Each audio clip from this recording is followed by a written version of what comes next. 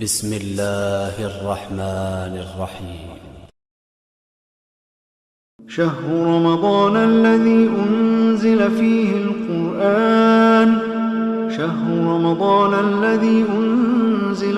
القرآن هدى للناس وبينات من الهدى والفرقان إن الحمد لله نحمده ونستعينه ونستغفره ونعوذ بالله من شرور أنفسنا ومن سيئات أعمالنا من يهده الله فلا مضل له ومن يضلل فلا هادي له وأشهد أن لا إله إلا الله وحده لا شريك له وأشهد أن محمدا عبده ورسوله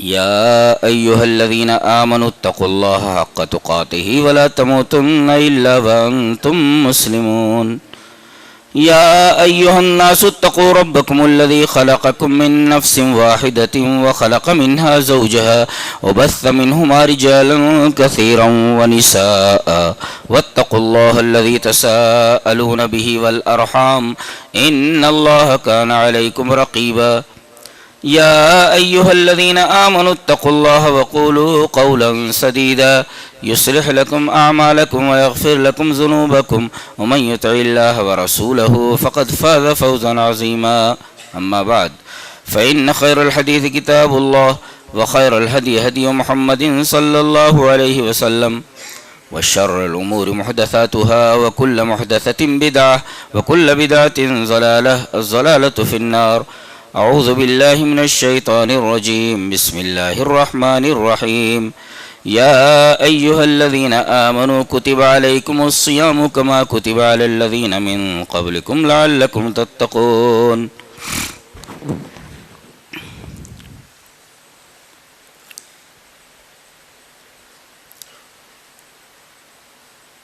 رمضان کا مبارک مہینہ آ چکا ہے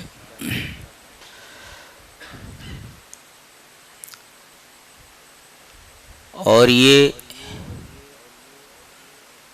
زندہ لوگوں کے لیے بڑی خوش نصیبی کی بات ہے کہ انہیں یہ مبارک مہینہ نصیب ہو رہا ہے۔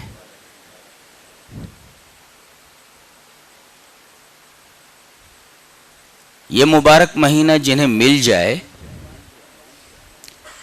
انہیں اس مہینے کو کس طرح برتنا چاہیے، کس طرح گزارنا چاہیے، میں چند بنیادی چیزوں پر روشنی ڈالنے کی کوشش کروں گا۔ سب سے پہلی بات تو یہ ہے کہ یہ مہینہ تقوی کا مہینہ ہے کہ آدمی متقی بن جائے، اور روزوں کا یہی مقصد بھی بیان کیا گیا ہے تاکہ تم متقی ہو جاؤ۔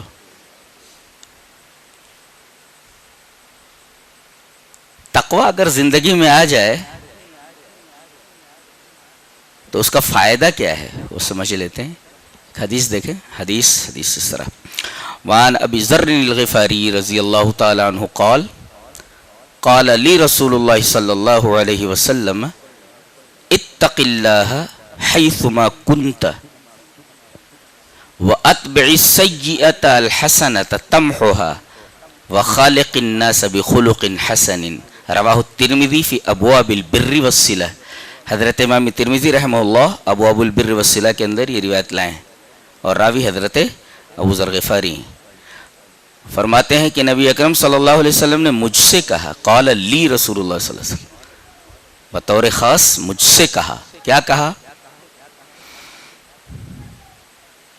اتق اللہ حیثما کنت، تم جہاں بھی رہو اللہ کا تقوی اختیار کرو، اللہ سے ڈرو۔ دکان میں ہو تو اللہ سے ڈرو، مکان میں ہو تو اللہ سے ڈرو، راستے پہ چل رہے ہو تو اللہ سے ڈرو، لین دین کسی سے کر رہے ہو تو اللہ سے ڈرو، کہیں جھگڑا لڑائی کی بات آ جائے تو اللہ سے ڈرو، دکان میں ہو تو اللہ سے ڈرو۔ اللہ بتائیے اگر ان تمام جگہوں پر جیسا کہ نبی نے فرمایا حیثما کنت، جہاں بھی تم رہو، اگر آدمی ہر جگہ اللہ سے ڈرنے لگے تو وہ کیسا انسان ہوگا؟ اندازہ لگائے. یہی نا کہ جو قدم رکھے گا وہ پھونک پھونک کر رکھے گا. وہ یہ دیکھے گا کہ میں یہ جو قدم رکھ رہا ہوں کہیں اللہ مجھ سے ناراض تو نہیں ہو جائے گا، کہیں ایسا تو نہیں کہ میں بے خوف ہو کر کے بغیر اللہ سے ڈرے یہ قدم رکھ رہا ہوں. پوری زندگی بدل کر کے رہ جائے گی. تو تقویٰ کا ایک اثر تو دنیاوی زندگی پر ہوتا ہے کہ آدمی کی پوری زندگی منظم ہو جاتی ہے، پوری زندگی مرتب ہو جاتی ہے. اور کسی آدمی کی زندگی کا منظم و مرتب ہو جانا یہ بہت بڑی سعادت کی بات ہے.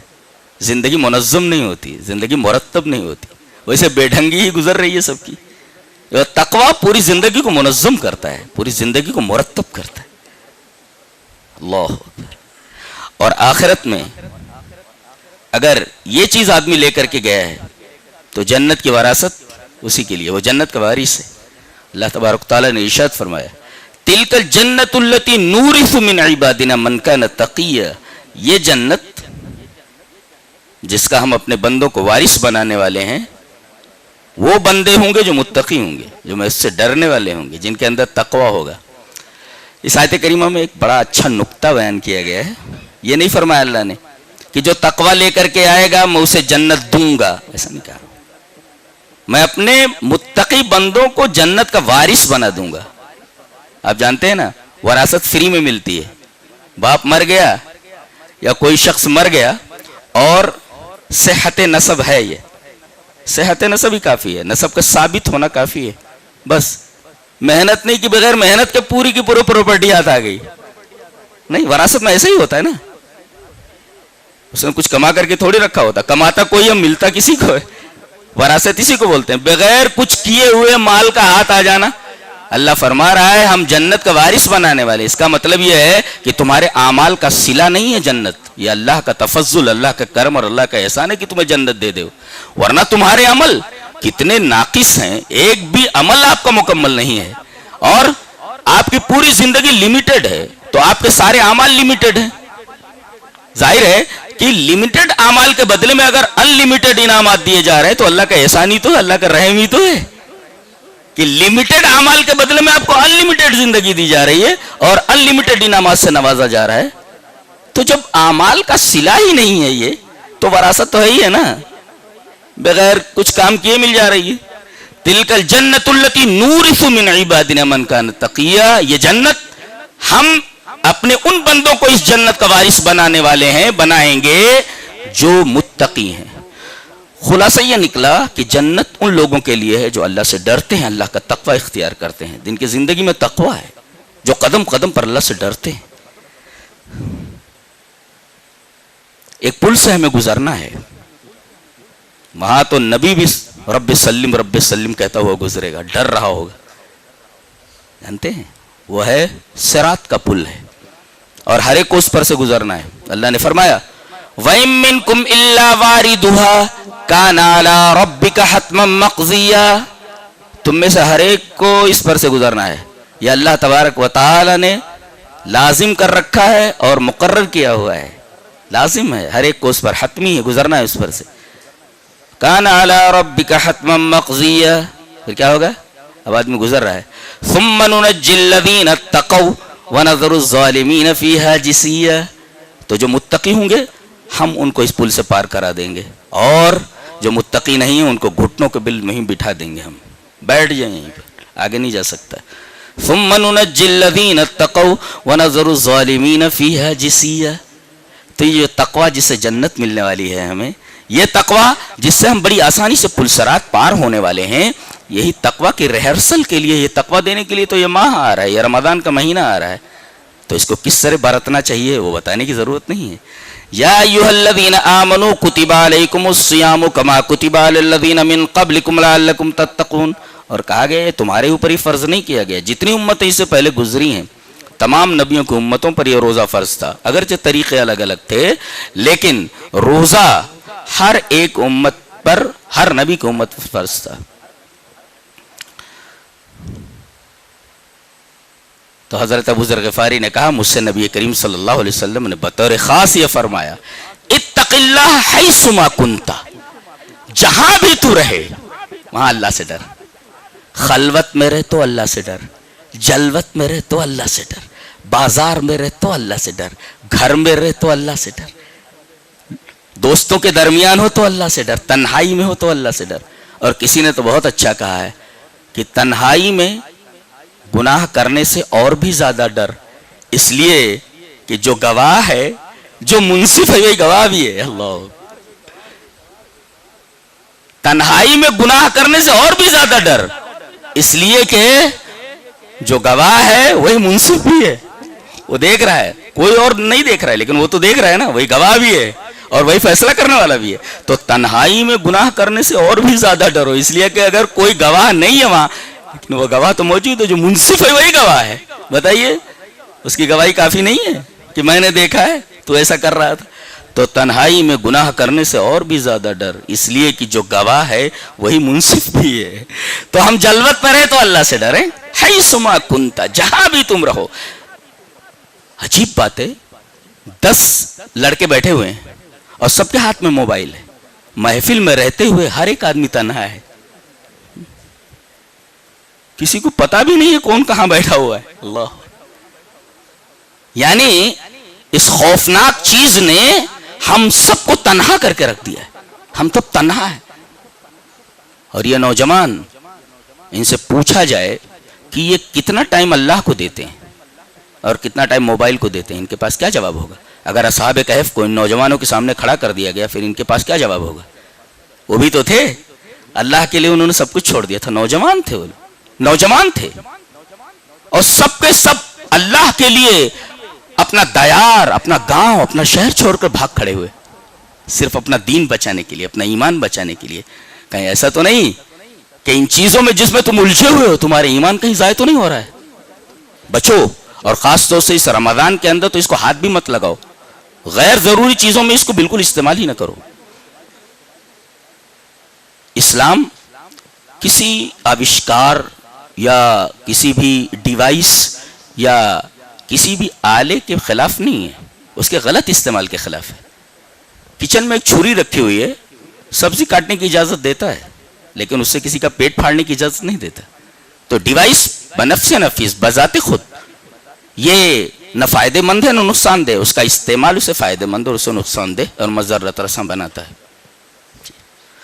تو سب سے پہلی بات تو یہ ہوئی کہ یہ مہینہ آیا ہمیں تقویٰ دینے کے لیے، بس یہی چیز مل جائے کافی ہے، اب اور کچھ کہنے کی ضرورت نہیں ہے میرا خیال ہے. چلیے اور آگے بڑھ جاتے ہیں. شہر رمضان الذی انزل فیہ القرآن، اس آیت کریمہ کے بعد یہ آیت آ رہی ہے. شہر رمضان الذی انزل فیہ القرآن، یہ مہینہ جس کی وجہ سے یہ اتنا مبارک مہینہ ہے. یہ مبارک کس وجہ سے بنا؟ اس لیے کہ ایک مبارک کتاب اس میں نازل ہوئی ہے، جس جیسی مبارک اور بابرکت کتاب کائنات میں ہے ہی نہیں. اللہ، قرآن حکیم ہے. بھائی 12 مہینے ہیں، 11 مہینے کو یہ فضیلت حاصل نہیں، 11 مہینوں کو یہ فضیلت حاصل نہیں. اسی کو یہ فضیلت کیوں حاصل ہوئی؟ بتایا گیا اس لیے کہ اس میں ایک مبارک کتاب نازل ہوئی. وَهَذَا كِتَابٌ أَنزَلْنَاهُ مُبَارَكٌ، یہ جو کتاب ہم نے نازل کی ہے نا، یہ بڑی مبارک کتاب ہے. اور ظاہر ہے کہ جب قرآن حکیم کے بارے میں قرآن خود بولتا ہے کہ یہ مبارک کتاب ہے، تو جب یہ نازل ہو رہی ہے مہینے میں تو اس مہینے کو مبارک بنانے ہی والی، اس لیے کہ برکت والی چیز جہاں جاتی ہے برکت لے کر کے جاتی ہے. تو جس مہینے میں یہ مبارک کتاب آ گئی، پورے کے پورے مہینے کو اس نے بابرکت بنا دیا. تو قرآن کتاب مبارک اس نے نازل ہو کر کے اس شہر کو، شہر مانے مہینہ، اس شہر کو شہر مبارک بنا دیا، مبارک مہینہ بنا دیا. یہ سب قرآن حکیم کی برکت ہے. یہ مبارک مہینہ ہے تو اس نے یہ اس وجہ سے مبارک مہینہ بنا ہے، اس لیے کہ اس مہینے میں ایک مبارک کتاب اتری ہے. کیا مطلب ہوا اس کا؟ زیادہ سے زیادہ اس مہینے میں ہم قرآن حکیم کی تلاوت کریں، اسے سمجھنے کی کوشش کریں، اس کو اپنی زندگی میں داخل کرنے کی کوشش کریں.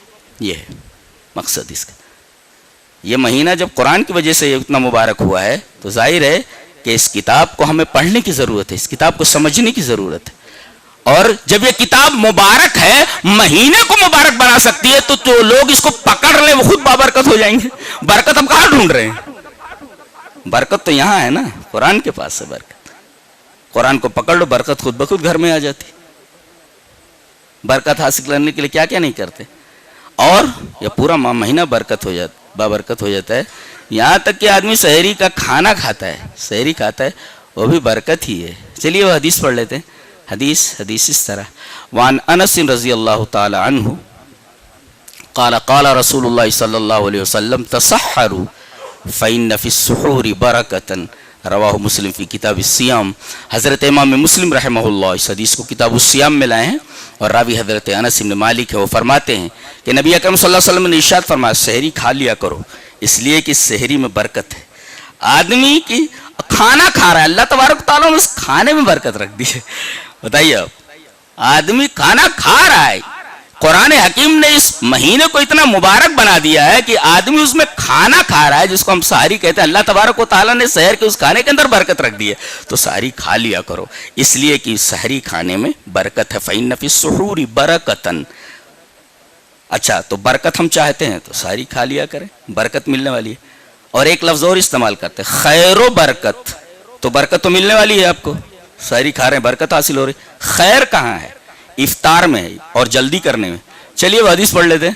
حدیث اس طرح، وان سہل بن سعد رضی اللہ تعالی عنہ ان رسول اللہ صلی اللہ علیہ وسلم قال لا يزال الناس بخير ما عجل الفطر، رواہ البخاری فی کتاب الصوم. حضرت امام بخاری رحمہ اللہ اس حدیث کو ایسے کتاب الصوم میں لائے. راوی حضرت سہل بن سعد ہیں.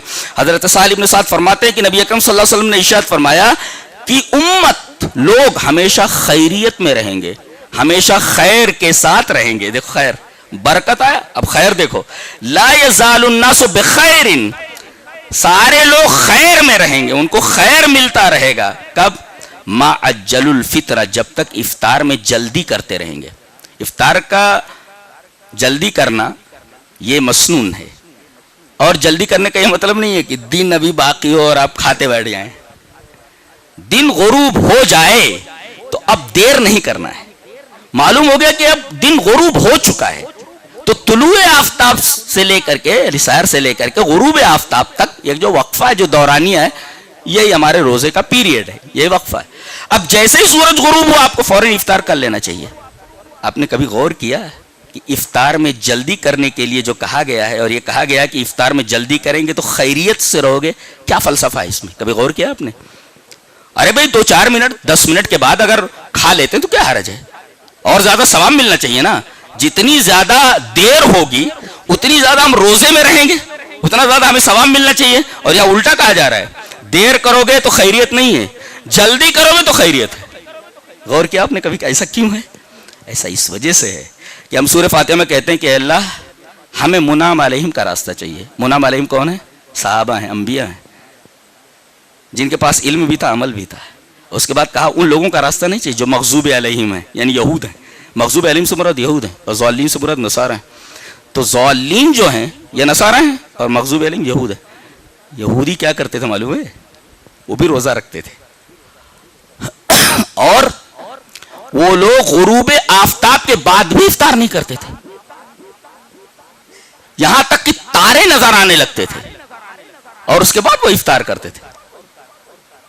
دیکھو کیا بتانے کے لیے کہ کیا 12 گھنٹے ہمیں بھوکا رہنے کے لیے اللہ نے کہا ہے. ارے ہمارے اندر تو وہ اسٹیمنا ہے کہ اگر ہم کو 24 گھنٹے بھی اگر ہم کو حکم دے دیا جاتا بھوکے رہنے کا تو ہم بھوکے رہ لیتے. یہ دیکھو یہ عبادت ہے. اللہ نے فرمایا اصل میں عبادت وہ ہے کہ میں کہوں بیٹھ جا تو بیٹھ جا، میں کہوں کھڑا ہو جا تو کھڑا ہو جا. اس کو کہتے اطاعت، اور اسی کا نام ہے رسول کی اتباع. یعنی جب کہا جائے بیٹھ جا تو اب انتظار نہیں کرنا بیٹھنے کا. ایک صحابی ہیں، نبی کریم صلی اللہ علیہ وسلم خطبہ دے رہے ہیں، اور دوران خطبہ آپ نے ایسے ہی کہا بیٹھ جاؤ. وہ قدم مسجد میں رکھ چکے تھے، غالباً عبداللہ ابن مسعود ہیں، قدم رکھ چکے، وہ وہیں پر بیٹھ گئے، وہ چوکھٹی کے اوپر بیٹھ گئے. حالانکہ ان سے آپ نے نہیں کہا تھا بیٹھ جاؤ، تو دوران خطبہ آپ نے کہا تھا بیٹھ جاؤ. انہوں نے یہ سنا بیٹھ جاؤ، ان کے کانوں میں آواز پڑی تو وہیں بیٹھ گئے. وہ اس کو کہتے اتباع. تو اللہ نے فرمایا غروب آفتاب تک روزہ ہے، تو جیسے آفتاب غروب ہو ویسے ہی افطار کر لیا کرو. ہمیں اسٹیمنا مت بتاؤ، اسٹیمنا مت بتاؤ. ایک قوم اسی اسٹیمنا بتانے میں گمراہ ہوئی ہے. اللہ اکبر. یہ فلسفہ آپ کی سمجھ میں آیا؟ پتہ ہے خیریت اسی میں ہے کہ ما اجل الفطر، جب تک افطار میں جلدی کرتے رہو گے. یہ مت بتاؤ اللہ کو اسٹیمنا مت بتاؤ کہ ہم 24 گھنٹے بھی بھوکے رہ سکتے ہیں. آپ یہ کہیں کہ میرے رب تو نے جب تک ہمیں بھوکا رہنے کے لیے کہا تب تک ہم رکے رہے, اور اب تو نے کہا کہ کھا لو تو فوراً کھا لے رہے ہیں ہم. یہ تیرا حکم ہے. جب تک کہا بھوکے رہو تب تک بھوکے رہے, اور اب کہہ رہا ہے کھا لو تو فوراً ہم کھا رہے ہیں. ہم دیر نہیں کر رہے, ہمیں اسٹیمنا نہیں بتانی ہے, ہمیں اپنی طاقت اپنا پاور نہیں بتانا ہے کہ ہم 24 گھنٹے بھی بھوکے رہ سکتے ہیں. یہ یہودیوں کا عمل ہے, اور یہودی اسی میں خیریت سے دو چار نہیں ہوئے, خیریت سے باہر نکل گئے. لا یزال الناس بخیر ما عجل الفطرہ. لوگ خیریت سے رہیں گے جب تک افطار میں جلدی کرتے رہیں گے. تو افطار میں جلدی کری, خیریت آ جاتی, خیر آ جاتا. سحری کھائیے برکت آ جاتی. تو خیر و برکت دونوں. رمضان کے روزے رکھیے تقوی آ گیا. اچھا, دعا عبادت جانتے ہیں عبادت کی روح کیا ہے؟ یہ بدن ہے, روح نکل گئی بدن کی کوئی اہمیت نہیں ہے. تو جب تک بدن میں روح رہتی ہے تب تک بدن کی قیمت ہے, اس کی ویلیو ہے. بدن سے روح نکل جائے, آدمی کو گھر سے نکال دیا جاتا ہے, چل منو من مٹی کے نیچے, ابھی اوپر ہے نا, منو من مٹی کے نیچے چلا جائے. اس بدن کی اب کوئی حیثیت نہیں روح نکل جانے کے بعد. گویا کہ اصل چیز روح ہے, اور عبادت کی روح جانتے دعا ہے. چلیے وہ حدیث پڑھ لیتے ہیں. حدیث اس طرح, وعن النعمان بن بشیر رضی اللہ تعالی عنہ عن النبی صلی اللہ علیہ وسلم قال الدعاء هو العبادہ قال ربکم ادعونی استجب لکم. اللہ اکبر. رواہ ابو داؤد فی کتاب الصلاۃ. حضرت امام ابی داؤد رحمہ اللہ اس حدیث کو حضرت نعمان بن بشیر کی جو روایت میں نے پیش کی ابو داؤد شریف کتاب الصلاۃ میں, جہاں نماز کا بیان ہے, وہاں نماز کے چیپٹر میں حضرت نعمان بن بشیر فرماتے ہیں کہ رسول اللہ صلی اللہ علیہ وسلم نے ارشاد فرمایا کہ دعا ہی عبادت ہے. اللہ کو عاجزی بہت پسند ہے. میرے رب میں بہت پریشان, میرے رب میں بہت تکلیف میں, میرے رب میں فلاں پریشانی میں, میرے رب مجھے مانگنے کا سلیقہ نہیں. اگر میری زبان لفظوں کا ساتھ نہ دے سکے تو دل کی دھڑکنوں سے تکفا. آدمی جب دعا کرنے لگتا ہے تو اللہ کو بہت اچھا لگتا ہے. مانگو مل جاتا آپ کو. اور آپ کو عجیب لگے گا کہ رمضان کے مہینے کے سیاق ہی میں آگے دعا کا بیان ہے. موضوع چل رہا ہے, ٹاپک ہے رمضان, اور بیچ میں دعا کا تذکرہ ہے. وَإِذَا سَأَلَكَ عِبَادِي عَنِّي فَإِنِّي قَرِيبٌ.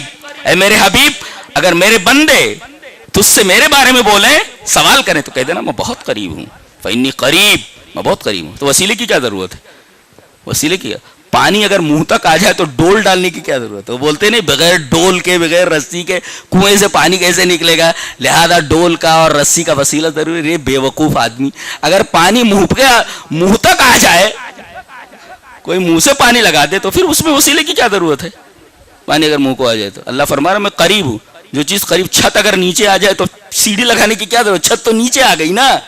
تو فإنی قریب, بہت قریب ہوں. ظاہر ہے کہ قریب ہے تو مانگو نا, قریب ہے. جب میرے بارے میں میرے بندے تو اس سے سوال کریں تو کہہ دے میں بہت قریب. اجیب دعوت الداع, میں دعا کرنے والے کی دعا کو قبول کرتا ہوں. یہ دیکھیے آیت کریمہ کا دوسرا ٹکڑا ہے.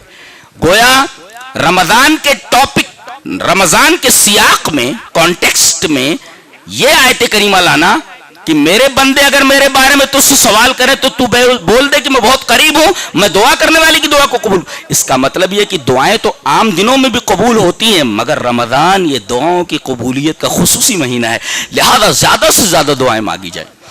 اور اتنی دعائیں مانگو کہ اپنے سارے گناہ معاف کروا لو. بڑا بدبخت, بڑا بدنصیب آدمی وہ جو اس مہینے کو پائے اور اپنے گناہ معاف نہ کروا پائے. وہ تو حدیث بھی ہے نا کہ وہ بڑا بدنصیب آدمی ہے. اللہ کی رحمت سے ایسا آدمی دور ہو کہ جسے رمضان کا مہینہ ملے اور اپنے گناہوں کو معاف نہ کرا سکے, اس سے زیادہ بدنصیب کون ہو سکتا ہے؟ لہذا رو رو کر کے اللہ تبارک تعالیٰ سے دعا, جو چیز مانگو ملنے والا ہے. پیسہ چاہیے اسی سے مانگو, روزی چاہیے اسی سے مانگو, سب تو وہی دیتا ہے. اجیب دعوت الداع, میں دعا کرنے والے کی دعا کو قبول کرتا ہوں, لیکن مانگنے کا سلیقہ چاہیے. ہاں, مانگنے کا سلیقہ چاہیے. سلیقہ اگر ہو چیز مل جاتی ہے. وہ ایسا دربار ہے جہاں سے کوئی خالی ہاتھ تھوڑی واپس لوٹتا ہے, اس کے پاس تو خزائن ہے. جی اللہ فرماتا ہے میرے پاس خزائن, خزینہ نہیں, ایک خزانہ نہیں, خزائن پلیورل ہے, ایک خزانہ نہیں میرے پاس, خزائن ہے.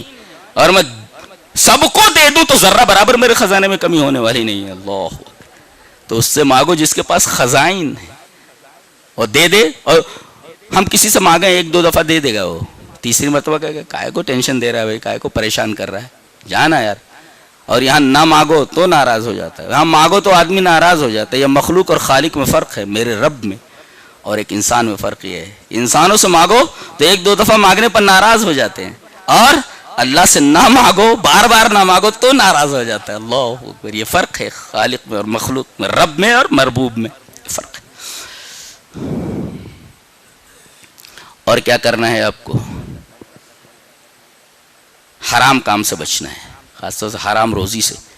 اس لیے کہ عجیب بات ہے کہ رمضان کا بیان چل رہا ہے, یا ایھا الذین آمنوا کتب علیکم الصیام, رکوع یہیں سے شروع ہوتا ہے, اور رمضان کا بیان, فضائل اور مسائل یہاں سے شروع ہو رہے ہیں. کوئی بیمار ہو تو روزہ کیسے رکھے, کوئی روزہ رکھ ہی نہ پائے, روزہ رکھنے کی طاقت ہی نہ ہو, شیخ فانی ہو, ایسا بوڑھا ہو چکا ہو کہ روزہ رکھنے کی طاقت, اس کا مسئلہ کیا ہے بیان کیا گیا. تو فضائل بیان کیے گئے, مسائل بیان کیے گئے, بیچ میں دعا کا تذکرہ ہے, اور اس کے بعد اعتکاف کا بیان ہے. وانتم عاکفون فی المساجد. اللہ, ایک ہے روزہ رکھنا, اللہ اکبر, کیا کیا چیزیں ہیں اس رمضان. قرآن سے وابستہ ہونا ہے, روزہ رکھنا ہے, دعا کرنا ہے, سحری کھانا ہے, افطار میں جلدی کرنا, کتنی چیزیں لے لو گے اللہ سے, اللہ تو سب دے رہا ہے نا, سب لے لو نا.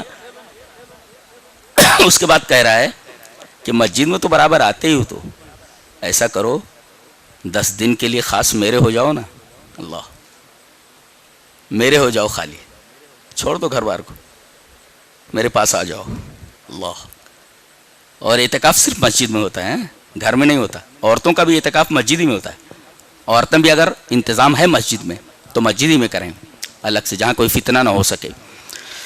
غیر مسجد میں, گھروں میں اعتکاف نہیں ہوتا. وانتم عاکفون فی المساجد, مسجد ہی میں اعتکاف ہوتا ہے.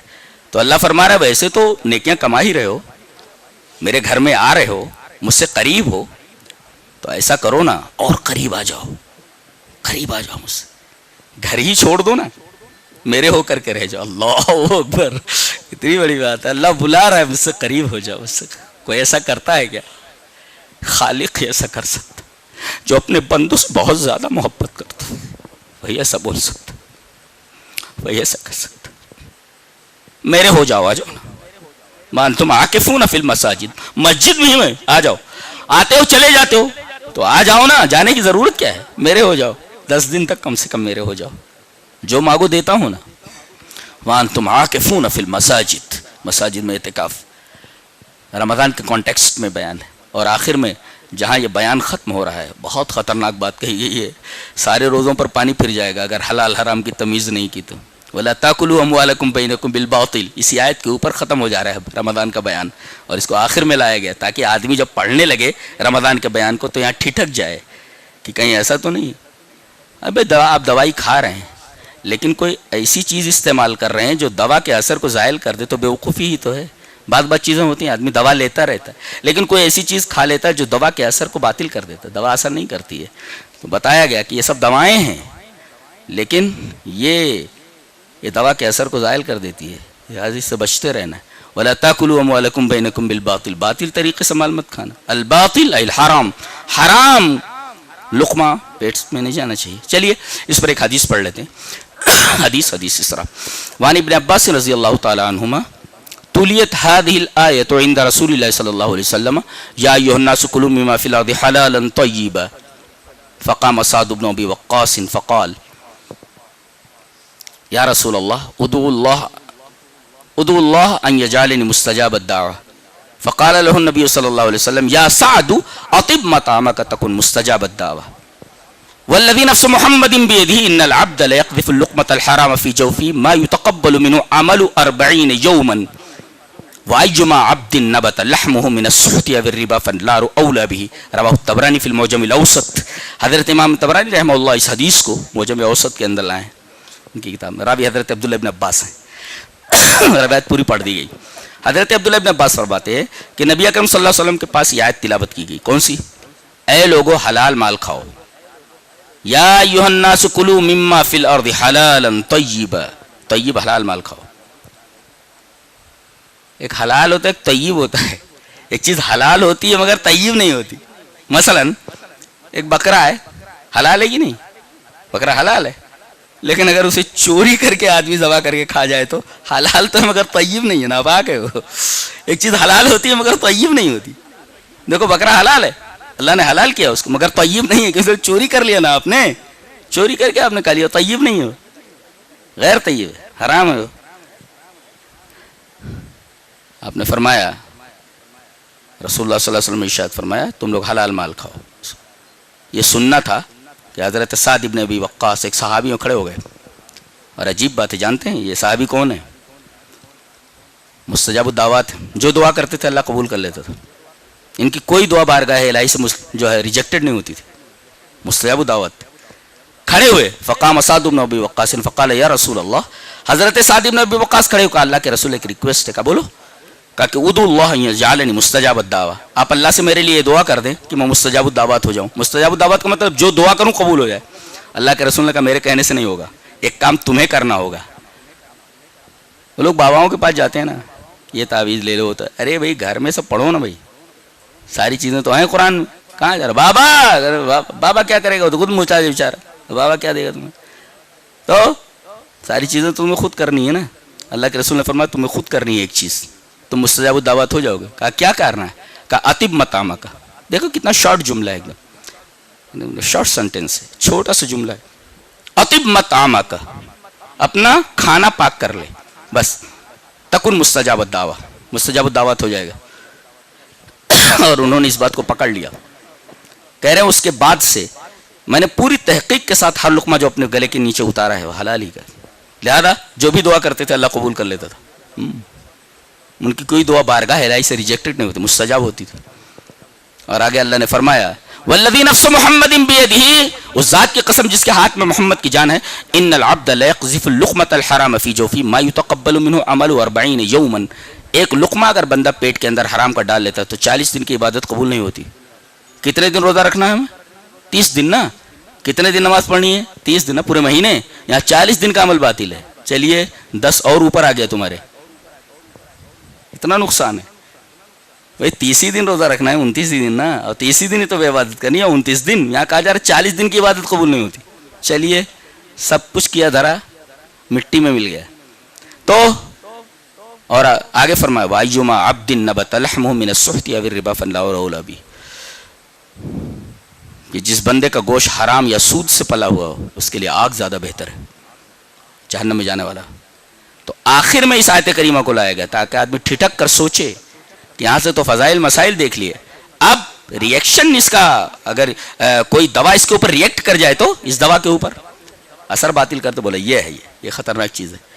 لہذا ہمیں حلال حرام کی تمیز کرنی, دعاؤں کی پابندی کرنی ہے, اور قرآن سے وابستہ ہو جانا ہے. اور قرآن سے وابستگی کا ایک طریقہ ہے اور بھی ہے, جسے امام بخاری رحمۃ اللہ علیہ اس حدیث کو کتاب الایمان میں لائے ہیں, اور حضرت ابو ہریرہ رضی اللہ تعالیٰ عنہ سے روایت کے راوی ہیں. وعن ابی ہریرہ رضی اللہ تعالیٰ عنہ ان رسول اللہ صلی اللہ علیہ وسلم قال من قام رمضان ایمانا واحتسابا غفر له ما تقدم من ذنبه, رواہ البخاری فی کتاب الصوم. حضرت امام رواہ البخاری فی کتاب الایمان. حضرت امام بخاری رحمہ اللہ اس حدیث کو کتاب الایمان میں لائے ہیں. کیا حضرت ابو ہریرہ فرماتے ہیں کہ نبی اکرم صلی اللہ علیہ وسلم نے ارشاد فرمایا جس آدمی نے رمضان کے اندر قیام کیا, چاہے گھر میں 11 رکعت پڑھ لی, چاہے مسجد میں پڑھ لی, مسجد میں بہتر ہے, اگر وہاں پڑھنا تو قرآن پڑھے, ایک پارہ پڑھ لے, آدھا پارہ پڑھ لے. اور ایسا بھی ہے دیکھ کر پڑھنا چاہے تو دیکھ کر پڑھ لے, کھڑا ہے نا دیکھ کر پڑھنا چاہے دیکھ کر پڑھ لے, اگر اکیلا پڑھ رہا ہے, یا پیچھے کچھ لوگ ہیں اور امام اگر دیکھ کر پڑھنا چاہے دیکھ کر پڑھ سکتا ہے. تو من قام رمضان, رمضان میں جس نے قیام کیا, جس نے تراویح پڑھی, قرآن کو سنا ایمان اور احتساب کے ساتھ, تو غفر له ما تقدم من ذنبه, تو اس کے پچھلے گناہ معاف کر دیے جاتے ہیں. یہ ہے قرآن کے سننے کا فائدہ ہے. تو قرآن سے جڑو, افطار میں جلدی کرو تاکہ خیر آئے, سحری کھاؤ تاکہ برکت آئے, تقوی اختیار کرنے کی کوشش کرو تاکہ ہماری زندگی منظم اور مرتب ہو. حرام سے بچو اس لیے کہ یہ سارے عملوں کے اوپر پانی پھیر دیتا ہے. اللہ ہمیں نیک عمل اور اچھی سمجھی توفیق عطا فرمائے. وآخر دعوانا الحمدللہ.